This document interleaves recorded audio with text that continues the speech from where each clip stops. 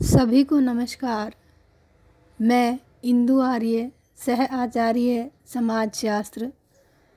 आज हम चर्चा करेंगे प्राकल्पनाओं के प्रकारों के बारे में। समाजशास्त्र एवं समान विज्ञानों में अनेक प्रकार की प्राकल्पनाओं का प्रचलन है। सामाजिक तथ्यों, घटनाओं एवं समस्याओं की प्रकृति, अनुसंधान के उद्देश्य तथा तथ्यों के प्रकार के आधार पर प्राकल्पनाएं कई प्रकार की होती हैं। विभिन्न जो समाजशास्त्री हैं उन्होंने इन प्राकल्पनाओं के प्रकारों का वर्णन किया है। इनमें सबसे पहले जो प्राकल्पनाएं बताई हैं वह है अनुभवात्मक समानताओं से संबंधित।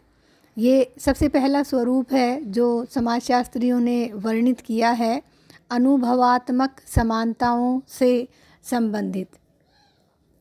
ये प्राकल्पनाएं मानव के सामान्य ज्ञान, तर्क वाक्य, दैनिक जीवन के अनुभव, मान्यता, लोकोक्तियाँ, कहावतें और विश्वासों पर आधारित होती हैं। उदाहरण के लिए ऐसी कहावतें प्रचलित हैं कि गंजा व्यक्ति धनवान होता है, या पशुओं में सियार, पक्षियों में कौवा, मनुष्यों में नाई तथा स्त्रियों में मालिन चतुर होते हैं। ऐसी प्राकल्पनाओं में समान तथ्यों की जांच करना ही अध्ययन का मुख्य बिंदु होता है। ये प्राकल्पनाएं अनुभवात्मक समानताओं से संबंधित मानी जाती हैं, जो कि मानव के सामान्य ज्ञान, उनका तर्क और उनके जो दैनिक जीवन के अनुभव होते हैं उन पर आधारित होती हैं। दूसरा जो प्रकार बताया है वह है जटिल आदर्श प्रारूपों से संबंधित। इस प्रकार की प्राकल्पनाओं में प्राय एक सामान्य तथ्य अथवा निष्कर्ष को पूर्वाधार मानकर अन्य तथ्यों की तर्कपूर्ण रूप से परीक्षा की जाती है। ऐसी प्राकल्पनाएं अल्पसंख्यक समूहों तथा परिस्थिति की दशाओं से संबंधित होती हैं। जैसा कि एक उदाहरण दिया है बर्गेस ने, समाजशास्त्री बर्गेस ने अपने अध्ययन में यह प्राकल्पना दी थी कि केंद्रीभूत गोलाकार नगर विकास की प्रकृति के लक्षण होते हैं। इस प्रकार की प्राकल्पनाओं का उद्देश्य आनुभाविक एक रूपताओं में तार्किक रूप से निकाले गए संबंधों की उपस्थिति का परीक्षण करना होता है। ऐसी प्राकल्पनाओं में विभिन्न कारकों के बीच तार्किक अंतर संबंधों के आधार पर निष्कर्ष निकाले जाते हैं और इसीलिए इन्हें संबंधात्मक प्राकल्पनाएं भी कहते हैं। क्योंकि ये प्राकल्पनाएं तार्किक निष्कर्षों पर आधारित होती हैं, इसलिए ये सिद्धांत निर्माण में भी सहायक होती हैं। दुर्खीम ने अपनी जो प्रसिद्ध पुस्तक है आत्महत्या, उनमें निम्नलिखित संबंधात्मक प्राकल्पनाओं को विकसित किया था। उन्होंने पहली प्राकल्पना बताई थी, गांवों की अपेक्षा नगरों में आत्महत्या की दर अधिक पाई जाती है। और इसी क्रम को आगे बढ़ाते हुए दुर्खीम ने एक और प्राकल्पना को विकसित किया, स्त्रियों की अपेक्षा पुरुष अधिक आत्महत्या करते हैं। ये कुछ उदाहरण हैं जो जटिल आदर्श प्रारूपों से संबंधित हैं। ये दूसरा प्रकार है प्राकल्पनाओं का। तीसरा जो प्रकार बताया है प्राकल्पनाओं का वह है विश्लेषणात्मक चरों से संबंधित। कुछ प्राकल्पनाएं विश्लेषणात्मक चरों से संबंधित होती हैं। कोई भी सामाजिक घटना अनेक कारकों का परिणाम होती है, फिर भी इनमें से कोई एक कारक ही प्रमुख कारक होता है और अन्य कारक उसके सहायक कारक होते हैं। उदाहरण के लिए बाल अपराध के लिए मनोविश्लेषणवादी सिद्धांतकार मानसिक विकृति और दुर्बलता को, तो वंशानुक्रमणवादी बुरे वंशानुक्रम को उत्तरदायी मानते हैं। इस प्रकार की प्राकल्पना को कारणात्मक प्राकल्पना भी कहते हैं। इससे यह ज्ञात होता है कि यदि किसी एक चर में परिवर्तन होता है तो वह किसी सीमा तक दूसरे चर या कारक को भी प्रभावित करता है। उदाहरण अगर हम इसका देखें तो उत्तम फसल के लिए हमें उत्तम खाद, बीज, पर्यावरण और पानी की पर्याप्त मात्रा आदि की आवश्यकता पड़ेगी, और यदि इनमें से किसी एक भी कारक में परिवर्तन कर दिया जाए तो फसल पर उसका क्या प्रभाव पड़ेगा, यह जानने का प्रयत्न करना कारणात्मक प्राकल्पना है। कोई भी घटना समाज में क्यों घटित हो रही है, उसके पीछे क्या क्या कारण छिपे हुए हैं, इन सब को जानने के लिए जो अध्ययन किए जाते हैं उनमें हम विश्लेषणात्मक चरों से संबंधित प्राकल्पनाओं का निर्माण करते हैं। कुछ अन्य प्रकार की प्राकल्पनाओं का वर्णन भी किया गया है जिनके बारे में हम चर्चा करते हैं। तो सबसे पहला इसमें आता है सकारात्मक कथनों से संबंधित। कुछ जो प्राकल्पनाएं होती हैं, इन प्राकल्पनाओं का संबंध सकारात्मक कथनों से होता है। जैसे पुरुषों की अपेक्षा स्त्रियां अधिक दयालु होती हैं, या गरीबों की अपेक्षा धनवान अधिक अपराध करते हैं। इनको हम सकारात्मक कथनों से संबंधित प्राकल्पनाएं कहते हैं। दूसरा इसका स्वरूप है नकारात्मक कथनों से संबंधित। इस प्रकार की प्राकल्पना में कथनों की नकारात्मकता को प्रस्तुत किया जाता है। जैसे पुरुषों की अपेक्षा स्त्रियां अधिक दयालु नहीं होती, या हम ये कहें कि गरीबों की अपेक्षा धनवान अधिक अपराध नहीं करते। ये नकारात्मक कथनों से संबंधित प्राकल्पनाएं हैं। तीसरा स्वरूप है शून्य कथनों से संबंधित। इस प्रकार की प्राकल्पना में सकारात्मक और नकारात्मक दोनों संभावनाओं को व्यक्त किया जाता है और परीक्षण द्वारा उन्हें स्वीकार या अस्वीकार कर लिया जाता है। जैसे पुरुषों और स्त्रियों की दयालुता में कोई अंतर नहीं होता, या गरीब एवं धनवान की अपराध प्रवृत्ति में कोई सार्थक अंतर नहीं होता। ये शून्य कथनों से संबंधित प्राकल्पनाएं कहलाती हैं। इसके नेक्स्ट है काम चलाऊ प्राकल्पना। समाजशास्त्री पीवी यंग ने एक ऐसे अनुमान व अस्थायी महत्वपूर्ण विचार को जो किसी अनुसंधान का आधार बन सकते हैं, काम चलाऊ प्राकल्पना कहा है। काम चलाऊ प्राकल्पना किसी भी अध्ययन को प्रारंभ करने का एक प्रारंभिक विचार होता है, और ज्यों-ज्यों अध्ययनकर्ता को अनुभव होता जाता है वह उसमें परिवर्तन एवं संशोधन करता जाता है। यह भी हो सकता है कि वह प्रारंभिक विचार को पूरी तरह त्याग कर उसके स्थान पर नई प्राकल्पना बना ले। चूँकि यह विचार एक अस्थायी, कार्यवाहक तथा काम चलाऊ महत्व का होता है, इसीलिए इसे काम चलाऊ या कार्यवाहक प्राकल्पना कहते हैं। उदाहरण के लिए प्रारंभ में भौतिक विज्ञानों की मान्यता थी कि परमाणु अविभाज्य है, लेकिन बाद में अध्ययन के आधार पर उन्हें यह प्राकल्पना बदलनी पड़ी जब हमें यह ज्ञात हुआ कि परमाणु का और अधिक विभाजन संभव है। तो इस प्रकार से हम अस्थायी, कार्यवाहक या काम चलाऊ प्राकल्पना का निर्माण भी करते हैं। अब हम चर्चा करते हैं प्राकल्पनाओं के स्रोत के बारे में कि ये प्राकल्पनाएं हमें प्राप्त कहाँ से होती हैं। देखिए, प्राकल्पनाओं के जो स्रोत हैं उन स्रोतों में हम सबसे पहला जो स्रोत है उसके रूप में सामान्य संस्कृति को शामिल करते हैं। प्रत्येक जो समाज है उसकी एक अपनी संस्कृति होती है, उसके सदस्यों की रहन सहन, खान पान और वस्त्र की एक विशेष शैली होती है। परिवार, विवाह, नातेदारी और सामाजिक संस्थाओं तथा आचरणों के नियमों में एक रूपता पाई जाती है, और उसी के आधार पर हम सामान्य संस्कृति का निर्माण भी करते हैं। यह सामान्य संस्कृति प्राकल्पना के विकास में सहायक होती हैं। और ये जो सामान्य संस्कृति है इसके अंतर्गत हम 3 प्रमुख बातों को शामिल करते हैं, जिसमें सबसे पहला सांस्कृतिक पृष्ठभूमि है, दूसरा लोक विश्वास है और तीसरा सामाजिक परिवर्तन है। अब हम इन तीनों ही बिंदुओं पर एक एक करके चर्चा करते हैं। सबसे पहला सांस्कृतिक पृष्ठभूमि। सांस्कृतिक पृष्ठभूमि जो है वो भी विज्ञान के विकास और प्राकल्पनाओं के निर्माण में महत्वपूर्ण भूमिका निभाती है।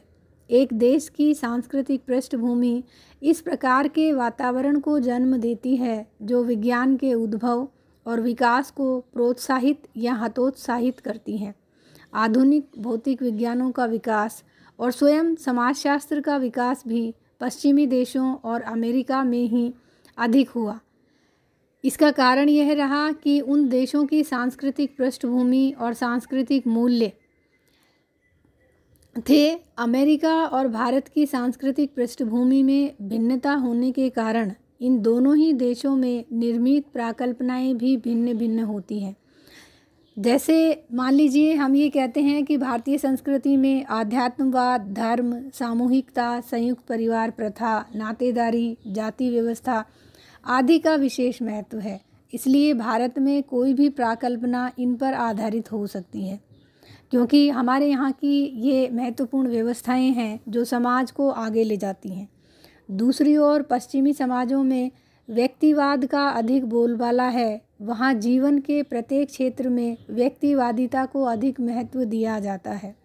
वहाँ व्यक्तिगत सुख का संबंध कई बातों से जोड़ा जाने लगा है और व्यक्तिगत सुख के प्रसंग को लेकर अनेक प्राकल्पनाएं बनाई जाती हैं। दूसरी ओर अगर हम भारत के संदर्भ में देखें तो भारत में संयुक्त परिवार प्रथा, जाति प्रथा, छुआछूत, जजमानी व्यवस्था आदि को लेकर महत्वपूर्ण प्राकल्पनाएं बनाई जाती हैं।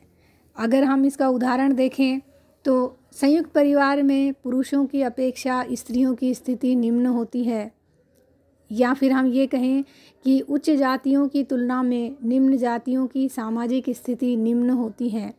ये कुछ प्राकल्पनाएं हैं जो भारत की सांस्कृतिक पृष्ठभूमि के आधार पर बनी हैं। इस प्रकार हम ये कह सकते हैं कि सांस्कृतिक पृष्ठभूमि विशेष प्रकार की प्राकल्पना को जन्म देती हैं या प्राकल्पना निर्माण में अपनी महत्वपूर्ण भूमिका निभाती हैं। दूसरा इसमें है लोक विश्वास। प्रत्येक संस्कृति में कुछ ऐसी मान्यताएं एवं विश्वास पाए जाते हैं जिनकी अभिव्यक्ति कहावतों, मुहावरों, दोहों और सूक्तियों के द्वारा की जाती है। क्योंकि इनका प्रचलन समाज में एक लंबे समय से होता है और इसीलिए कई लोग इन्हें सहज रूप में स्वीकार कर लेते हैं। किंतु ये कहावतें और विश्वास वास्तव में कहाँ तक सत्य हैं, यह जानने के लिए अनुसंधानकर्ता को इनमें से किसी को भी प्राकल्पना मानकर अध्ययन करना पड़ सकता है, क्योंकि बिना अध्ययन के अनुसंधानकर्ता कोई भी निष्कर्ष नहीं निकाल सकता। इस प्रकार से लोक विश्वास भी प्राकल्पना निर्माण में सहायक होते हैं। तीसरा है सामाजिक परिवर्तन। कोई भी समाज और संस्कृति स्थिर नहीं होते हैं, समय के साथ इनमें परिवर्तन होना स्वाभाविक है। यह परिवर्तन नई नई प्राकल्पनाओं को जन्म देता है। अगर हम उदाहरण देखें तो भारतीय समाज में होने वाले परिवर्तन के संदर्भ में कुछ प्राकल्पनाएं इस प्रकार से हो सकती हैं। जैसे भारत में जो जो औद्योगिकरण एवं नगरीकरण बढ़ता जाएगा, संयुक्त परिवार टूटेंगे तथा जाति प्रथा का विघटन होगा। शिक्षा के प्रसार के साथ साथ भारतीय समाज में स्त्रियों की परिस्थिति उच्च होती चली जाएगी। ये कुछ प्राकल्पनाएं हैं जो समाज में परिवर्तन के साथ साथ नया जो परिवेश समाज में हमें देखने को मिलता है उसके अनुसार धीरे धीरे करके बनाई जाती हैं।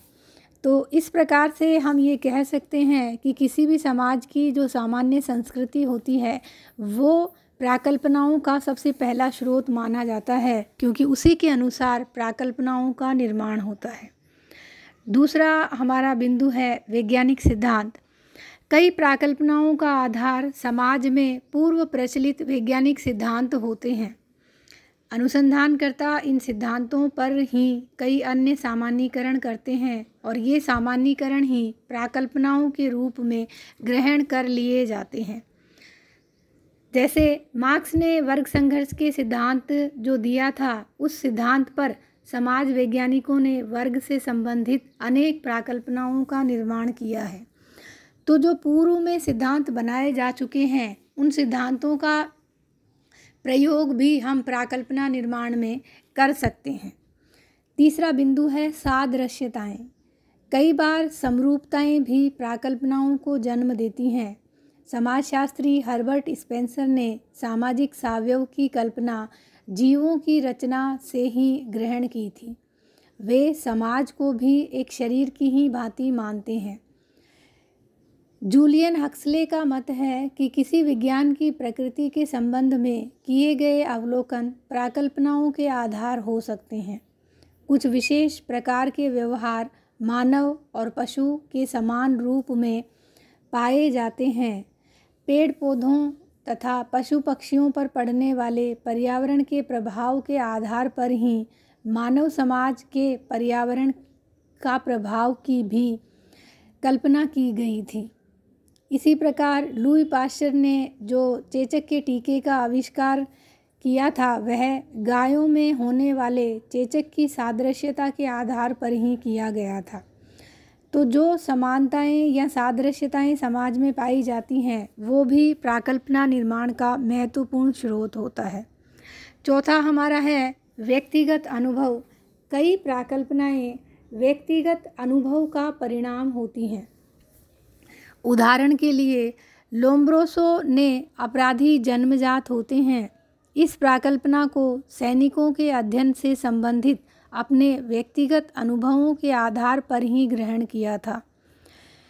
दूसरा अगर हम देखें तो न्यूटन की पृथ्वी की गुरुत्वाकर्षण शक्ति की प्राकल्पना या डार्विन की अस्तित्व के लिए संघर्ष की प्राकल्पना और इसी का उदाहरण माल्थस की जनसंख्या वृद्धि की प्राकल्पना, ये सारे उदाहरण इनके अपने व्यक्तिगत अनुभव के ही परिणाम हैं। और इस प्रकार हम विविध घटनाओं व अवस्थाओं में एक अध्ययनकर्ता को जो विशेष अनुभूतियाँ होती हैं उसके आधार पर वह विभिन्न प्राकल्पनाओं को जन्म देता है। पांचवा हमारा बिंदु है अंतःप्रज्ञा। अनेक प्राकल्पनाओं का आधार मानव की अंतर्दृष्टि अथवा अंतरात्मा की आवाज़ होती है। जीवन की अनेक घटनाओं के प्रति हमारे निष्कर्ष अंतर्दृष्टि पर ही आधारित होती हैं। कई बार हम लोगों को यह कहते हुए सुनते हैं, मेरा मन ऐसा कहता है, यह उसकी अंतःप्रज्ञा है। अंतःप्रज्ञा पर आधारित प्राकल्पनाओं का कई बार परीक्षण करना बहुत कठिन होता है। महापुरुषों तथा आध्यात्मिक गुरुओं द्वारा अनेक निष्कर्ष अंतःप्रज्ञा के आधार पर दिए जाते हैं। इसलिए अंतःप्रज्ञा भी प्राकल्पना का एक महत्वपूर्ण स्रोत माना जाता है। छठा हमारा बिंदु है अनुसंधान एवं साहित्य। कई बार हम अन्य व्यक्तियों द्वारा किए गए अध्ययनों के निष्कर्ष एवं साहित्य के आधार पर भी प्राकल्पना का निर्माण कर लेते हैं। समाजशास्त्री लुंडबर्ग की मान्यता है कि हम कविता, साहित्य, दर्शन, समाजशास्त्र और भी जो वर्णनात्मक साहित्य या कलाकारों और चिंतकों के मानव के सामाजिक संबंधों पर आधारित जो सिद्धांत हैं उसके आधार पर भी हम प्राकल्पनाओं का निर्माण कर सकते हैं। तो जो अनुसंधान और साहित्य होते हैं वो भी हमें प्राकल्पनाओं का निर्माण करना सिखाते हैं।